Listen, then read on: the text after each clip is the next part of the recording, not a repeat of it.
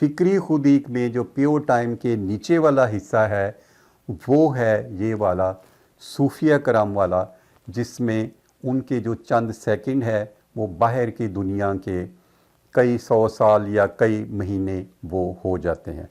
اب اس پہ کچھ سائنسی بات ہو جائے، کیونکہ یہ ایک تصوراتی سی اور خیالی سی بات لگتی ہے، لیکن ہم جس دنیا میں رہ رہے ہیں اس میں کچھ ہمارے ذہن میں خیالات آتے ہیں کہ ہاؤ اٹس پاسبل۔ چلیں آپ کو میں یہ بھی اسی سیشن میں بتاتا ہوں۔ آپ نے اپنی انٹلیکچولیزم کو ذرا حاضر کر لیں تو پھر آپ کو یہ سمجھ آئے گی کہ اندر کا ایک سیکنڈ باہر کے 6 مہینے یا چند مہینوں کے برابر کیسے ہو جاتا ہے، اور کس طرح صوفیہ کرام نے 200 قرآن مجید کی تلاوت 1 سیکنڈ میں کی۔ یہ ذرا سنیے گا، غور سے سنیے گا۔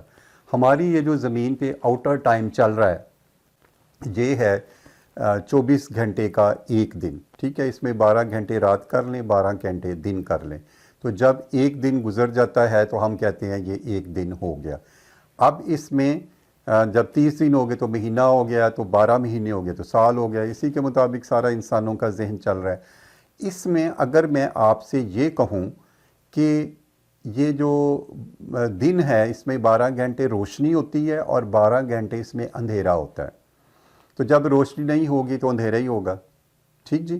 تو وہ جو روشنی کا ڈیوریشن ہے اور اندھیرے کا وہ ملا کے ہم نے 24 گھنٹے کہہ دیا۔ اگر میں کہہ دوں کہ تو اس کے مطابق عمر اور ایج وہ ساری چیزیں چل رہی ہیں۔ اگر میں یہ کہوں کہ ہمارا جو ایک دن ہے یہ 12 گھنٹے کی بجائے اب 6 گھنٹے کا ہو جائے، ٹھیک جی؟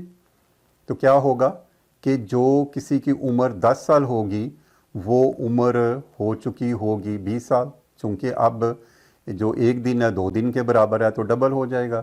اسی طرح زمین کے باہر جو دوسرے پلینٹ ہے جس میں مارس بھی آ جاتا ہے یا کچھ اور، ان کا ذکر بعد میں کریں گے، وہاں کا جو ٹائم ہے وہ ہماری زمین کے آدھا ہو، اور ایک شخص اگر وہاں بیٹھا ہو اور میں دوسرا شخص یہاں بیٹھا ہو زمین پہ، اور دونوں ایک ہی وقت میں ایونٹس میں پیدا ہوئے ہوں، تو جو وہاں کا شخص ہوگا اس کی ایج 10 سال بعد، ہماری زمین کے 10 سال کے بعد 20 سال ہوئی ہوگی، اور جو ہمارا ادھر زمین ہے یہاں پہ 10 سال ہی ہوں گے۔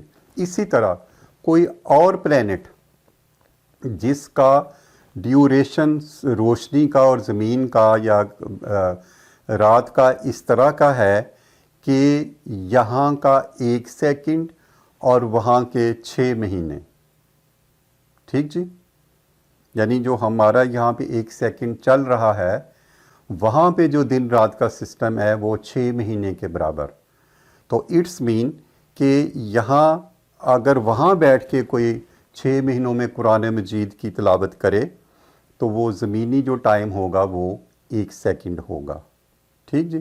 اب اس کی آگے مثال لیجیے گے۔ نبی کریم صلی اللہ علیہ وآلہ وسلم جب معراج شریف پہ گئے تو ایک حقائق ہے، بلکہ فیکٹ ہے کہ صحابہ کرام کے تھرو جو واقعہ آیا کہ جب وہ واپس آئے تو ان کا جو بستر تھا وہ گرم تھا۔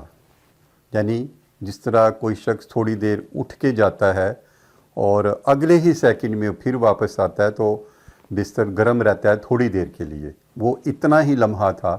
جب کہ وہ معراج شریف پہ گئے، براق پہ گئے، اللہ تعالیٰ سے جا کے ملاقات ہوئی اور تمام نبی وہاں پہ موجود تھے، انہوں نے ان کی وہاں پہ جا کے امامت کی اور اللہ تعالیٰ سے گفتگو کی۔ اس کے بعد وہ واپس آئے تو اس چیز کو تو اچھا خاصا ٹائم لگا ہوگا۔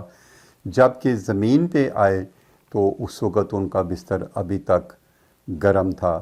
تو اس کا مطلب یہ ہوا کہ وہ جہاں گئے ہوئے تھے وہاں اگر انہیں آنے جانے میں 12 گھنٹے لگے تو ادھر کا جو ٹائم تھا وہ زمین کے 1 سیکنڈ کے برابر تھا، ٹھیک جی؟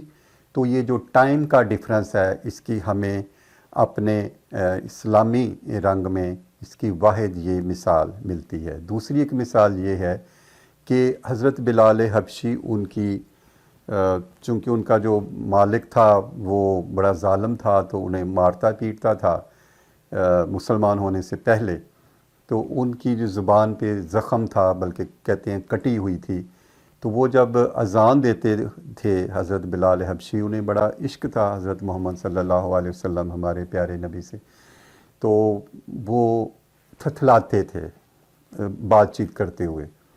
تو جب وہ اذان دیتے تھے تو اس میں جہاں وہ رسول اللہ صلی اللہ علیہ وسلم کا ذکر آتا تھا تو ان سے وہ صحیح طریقے پروناؤنس نہیں تھا ہوتا.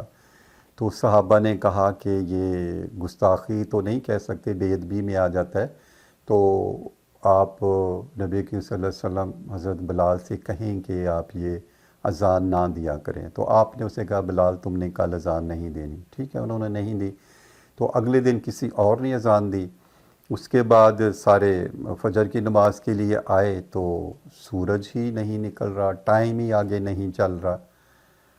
اب چونکہ اندر ذہن کا ٹائم تو صحابہ کا سب لوگوں کا چل رہا تھا، تو انہوں نے محسوس کیا کہ اتنا زیادہ ٹائم ہو گیا کہ یہ تو ظہر کا وقت ہونے کو آ گیا ہے، فجر سے لے کے اتنی دیر میں ظہر ہو جاتی ہے، لیکن ابھی تک سورج نہیں نکل رہا.